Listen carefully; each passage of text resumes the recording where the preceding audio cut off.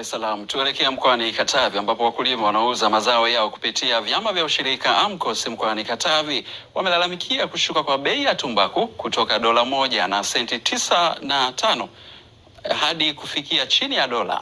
Wameyasema hayo katika jukwaa la maendeleo ya vyama vya ushirika mkoani Katavi, wakiomba serikali kuongeza bei ya zao hilo, kwani kushuka kwa bei hiyo kunawafanya washindwe kurejesha gharama walizotumia kwenye kilimo.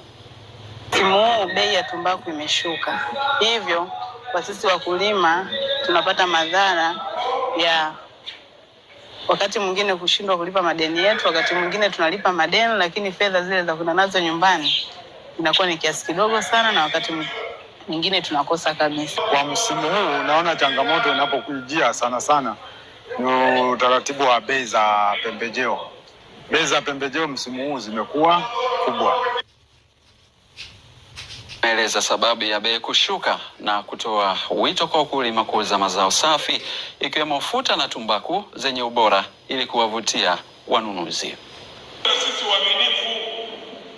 tuwe waaminifu kabisa na sisi, ili tunapopigania sisi kupata bei kubwa na sisi tuuze tumbaku iliyo safi.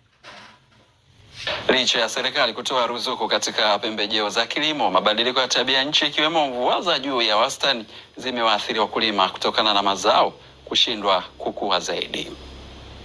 Kwingineko